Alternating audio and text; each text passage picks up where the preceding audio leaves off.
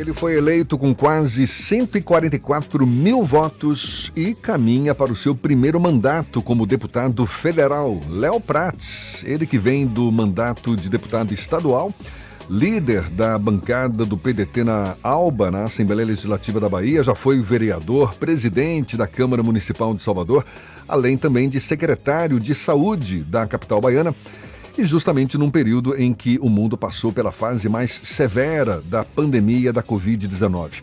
Sobre o cenário político atual, o próximo mandato em Brasília, a gente conversa agora com o deputado federal eleito Léo Prats, do PDT. Um prazer tê-lo aqui conosco. Parabéns pela conquista. Bom dia, deputado. Bom dia, Jefferson. Bom dia a todos do Isso é Bahia. A satisfação é minha de poder estar falando aqui com toda a Bahia, mas especialmente com o meu amado povo de Salvador, agradecendo aí a expressiva votação. Fomos o deputado mais votado aqui na cidade de Salvador, com quase 90 mil votos. Então, eu queria agradecer de cada coração, a cada soteropolitano e a cada soteropolitana por esse apoio expressivo e espero corresponder em Brasília toda essa votação que tive, tanto na capital quanto no interior da Bahia. E eu acredito que a saúde, especialmente por conta da sua atuação à frente da Secretaria Municipal da Saúde de Salvador, deva ser uma das suas principais bandeiras como deputado federal. E o que mais deve nortear o seu mandato, Léo? Olha, Jefferson, eu inclusive queria aproveitar para parabenizar aí a Tarde FM, o Armando Avena. Ele estava colocando uma coisa com muita propriedade, a questão do teto de gasto. E há um problema também, que a Avena tocou nos auxílios, mas há um problema, você toca na questão da saúde, há um problema também que nós precisamos avançar na discussão, tá, Jefferson? Desde 2003... Eu vou repetir, desde 2003 nós não temos um reajuste da tabela do SUS. E o que gera isso, Jefferson? Isso gera desassistência no interior, porque como o Estado não tem condições de ter todos os serviços em todos os locais da Bahia, a forma mais simples de você ofertar ao cidadão gratuitamente é você contratualizar com serviços privados que existem na cidade. Por exemplo, Salvador tem hoje 536 milhões na gestão do prefeito Bruno Reis, contratualizados com o sistema privado como Santa Isabel. Se você é atendido gratuitamente no Hospital Santa Isabel, por exemplo, é fruto de uma parceria com a Prefeitura de Salvador. E desde 2003 a tabela não é reajustada. A ex-candidata Simone Tebet, inclusive, tocou nesse assunto, que é um assunto muito sensível. Por quê, Jefferson? Se você paga uma consulta de R$10, é isso que a tabela do SUS paga para fisioterapia, o resultado disso é que o cidadão não vai ter acesso ao serviço. Então, eu acredito que a discussão do teto de gastos, junto com o reajustamento da tabela do SUS, é uma discussão fundamental para esse momento. Muita gente não se cuidou na pandemia e nós estamos tendo uma avalanche de atendimento, tanto no interior do estado quanto na capital, e nós precisamos fazer rapidamente uma ampliação dos serviços. O que eu defendo, Jefferson, uma ampla contratualização feita e comandada pelo governo federal. Você me pergunta as outras bandeiras, comecei minha carreira política muito vinculado ao movimento da pessoa com deficiência. Esse é um movimento ao qual tenho uma ligação desde quando era vereador, então a defesa dos direitos da pessoa com deficiência.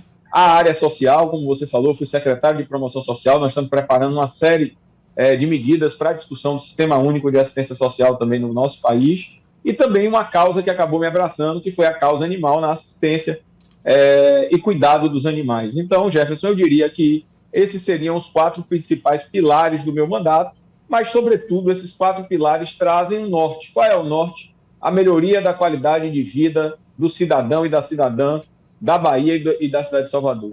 Quero, inclusive, Jefferson, colocar de maneira muito clara, encerradas as eleições, que encerrou-se no dia 30 de outubro, encerram-se os palanques. Léo Prats é deputado federal da Bahia. Vou fazer o que o povo reconheceu quando fui secretário. Aliás, parabenizando o que o governador Jerônimo e o vice-governador Geraldo Júnior fizerem de positivo para a população da Bahia, terão meu apoio no Congresso, a minha luta e a minha dedicação, assim como o presidente Luiz Inácio Lula da Silva. E trabalharei, porque faço parte do grupo político liderado por ACM Neto, trabalharei muito para que Bruno Reis seja o melhor prefeito do Brasil, com as melhores aprovações do Brasil, e para isso ele conta comigo para esse trabalho e essa dedicação, e nós já temos conversado muito para que ele possa alcançar essas metas e essas marcas. Bom dia, deputado Ernesto Marques aqui falando. Eu queria lhe perguntar de novo sobre a questão do financiamento da saúde, porque o teto de gasto, a PEC do teto que está se negociando, ela visa apagar o incêndio, cobrir o rombo para o orçamento de 2023. Mas o problema do financiamento da saúde é um problema crônico do SUS e que precisa ser resolvido. Qual é a sua proposta para se ter mais dinheiro para investimentos na saúde, expandir tanto a rede própria do SUS ou ampliar a contratualização de prestadores de serviços da iniciativa privada? De onde virá esse dinheiro, deputado Léo Prates, quando a gente superar essa emergência que vem aí da consequência do período de pandemia, quando muita gente deixou de buscar os serviços, doenças crônicas se agravaram, etc. Mas, estruturalmente, de onde deve sair o dinheiro para financiar o SUS? Das grandes fortunas, da taxação das grandes fortunas? Qual é a opinião do deputado federal Léo Prates?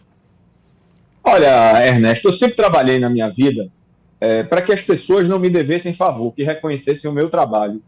E a minha votação foi fruto disso.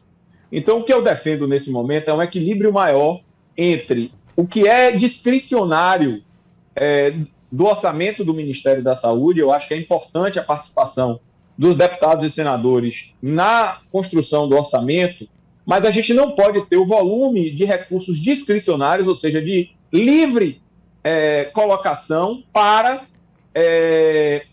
os deputados. Por exemplo, Ernesto, conceitualmente, e aí a gente está aqui conversando com um público muito qualificado, conceitualmente, me parece uma dicotomia a emenda de custeio, por exemplo, dos deputados federais. Por quê? Ora, se você, Ernesto, paga, vamos dizer, por um relógio o preço que ele vale, para que você coloca um dinheiro a mais como custeio?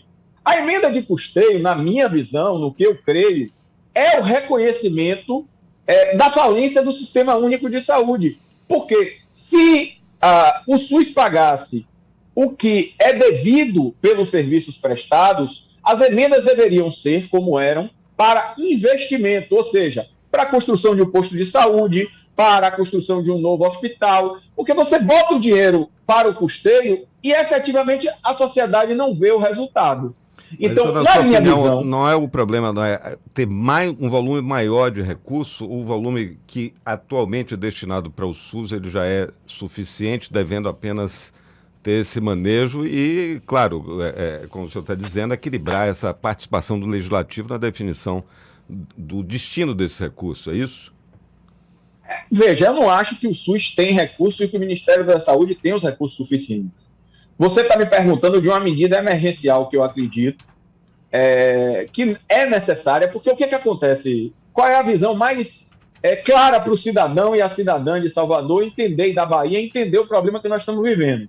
O Hospital de Irmã Dulce, mesmo com doações privadas, o hospital passa por dificuldades e várias vezes vocês da imprensa noticiam isso.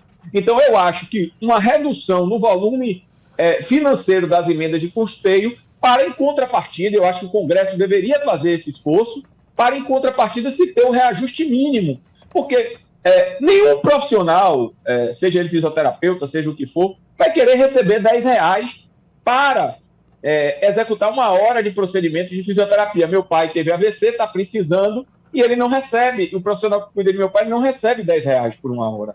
Então, assim, eu acho que fazer o possível nesse momento e discutir as formas de financiamento para o próximo ano. Mas eu acredito que uma redução do volume das emendas de custeio dos deputados federais e senadores para um reajustamento imediato da tabela do SUS, volto a dizer, esse foi um tema corretamente trazido pela candidata Simone Tebet, porque se você não faz isso, o que acontece, Ernesto? Salvador tem 7 tabelas de incentivo para cobrir o rombo do SUS. O que quer dizer isso? A prefeitura está assumindo despesas para poder ofertar serviços ao cidadão. A participação do governo federal das transferências obrigatórias, ou seja, do que é de direito para o cidadão, vem sendo reduzida ao longo dos anos, e essa não é uma crítica a um governo, mas a vários governos. Pelo amor de Deus, eu quero apenas fazer um debate de saúde, assim que eu quero focar no que vai melhorar a vida do cidadão. Então, eu acredito que essa discussão do teto de gastos que Armando Avena traz, e a discussão também no volume de dinheiro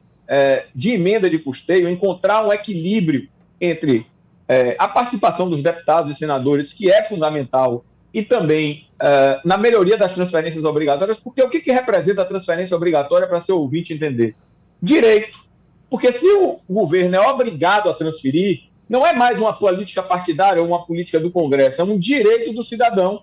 E é isso que, nesse momento, eu acho que toda essa sociedade queremos, é fortalecer o direito e, no fim, melhorar os serviços de saúde para a população. Léo, você falava agora do esforço que os municípios têm que fazer para conseguir recursos e fazer frente aos encargos. Então, falando aqui de Salvador, como secretário atuante que foi e a votação que o deputado teve aqui na cidade. Dois assuntos que são sempre recorrentes aqui na pauta do programa, pela indicação dos próprios ouvintes e leitores do Jornal à Tarde e do À Tarde Online. IPTU, extorsivo e indústria de multas. O que o deputado Léo Prates, que acaba de reafirmar aqui o seu compromisso político e seguir a liderança do prefeito Bruno Reis, do ex-prefeito ACM Neto, tem a dizer sobre isso. E o senhor falava sobre o seu compromisso, as suas prioridades do mandato, mas é evidente que já se fala também do seu nome novamente, assim como aconteceu na sucessão do ex-prefeito ACM Neto, como um dos possíveis nomes para se colocar aí. Mas qual é a sua opinião especificamente sobre isso que no popular e na imprensa a gente chama de indústria de multas e essa polêmica em torno do reajuste abusivo do IPTU, também reclamado por grande parte da população soteropolitana? Vamos lá, Ernesto, muito boa sua pergunta. Sobre o IPTU, primeiro eu trago o relatório do Banco Mundial. O Banco Mundial diz que imposto deve ser sobre patrimônio e não sobre consumo. Eu acho que nós precisamos fazer uma discussão tributária no Brasil que possa aliviar principalmente o setor produtivo, os empresários, e aliviar os segmentos mais pobres da população. Por quê, Ernesto? Por exemplo, porque eu acho injusto. Você compra uma garrafa de água, o mais pobre paga a mesma coisa que o mais rico nos impostos contidos. Mas aí nós estamos falando de impostos estaduais. Mas eu vou chegar a essa discussão, porque a discussão não é única, porque nós temos esse problema de ampliação e da colocação de serviços por parte das prefeituras, e não é só de Salvador, e nós temos, por outro lado, a concentração do bolo tributário, e injustamente, o imposto mais injusto que tem é imposto sobre consumo. O Banco Mundial diz isso, não sou eu, é que imposto é sobre patrimônio. O que está errado na minha visão, Ernesto? Você ter os dois. O brasileiro paga um imposto sobre consumo e um imposto sobre patrimônio. Eu sou defensor do imposto sobre patrimônio, porque quem tem mais vai pagar mais, quem tem mais vai pagar mais, e quem tem menos vai pagar menos. Então, eu acho que o Congresso precisa fazer essa rediscussão sobre a forma de tributação no Brasil, e esse vai ser um dos temas que nós vamos debater lá também. Eu sou engenheiro de formação, então nós estudemos. O prefeito Bruno Reis tomou uma medida acertada, que é a redução, ou a ampliação, melhor dizendo, da base de isenção enviada à Câmara de Vereadores. E no que tange à indústria de multas, é preciso também se entender que toda a legislação que trata de trânsito é uma legislação federal. Eu gostaria que as pessoas enviassem o que é indústria de multa, porque o cumprimento da legislação também traz, Ernesto, uma marca que Salvador guarda no seu coração, que é que a redução drástica, Salvador foi a capital que mais reduziu mortes violentas no trânsito. Por quê? Porque também é a que mais fiscaliza. Eu quero dizer que Salvador apenas fiscaliza uma legislação que é federal. Apontados os defeitos, eu não acho que a legislação é perfeita, eu acho que nós temos que aperfeiçoar uma série de quesitos, trazidas as questões da legislação que devem ser aperfeiçoadas no que chamam-se supostamente indústria de multa. Esse deputado federal também está à disposição da população para que a gente possa melhorar e aprimorar. Por enquanto, eu acredito que as medidas que estão sendo adotadas, elas são corretas para que nós possamos, principalmente, preservar aquilo que é coerente com a minha história, a vida. Deputado federal eleito Léo Prates, do PDT, parabéns mais uma vez pela sua conquista e muito obrigado pela sua disponibilidade. Bom dia e até uma próxima então, Léo. Bom dia. Só para concluir, Ernesto, eu quero, nesses 4 anos, ser o melhor deputado federal ou um dos melhores deputados federais. É isso que eu vou trabalhar do Brasil e vou trabalhar incessantemente. Quanto à questão da prefeitura, o meu grupo político, eu faço parte do grupo político de ACM Neto, eu acho que legitimamente o prefeito Bruno Reis tem direito aí à reeleição e cabe à população de Salvador avaliar, então nós estaremos aí cerrando fileira com ele. Quero agradecer a você, Jefferson, a você, Ernesto, e dizer que estou sempre à disposição aí, parabenizando mais uma vez o Grupo à Tarde pelo grande debate e pelas boas discussões que trazem. Muito obrigado mais uma vez. Está aí deputado federal eleito Léo Prats conversando conosco agora 8h50.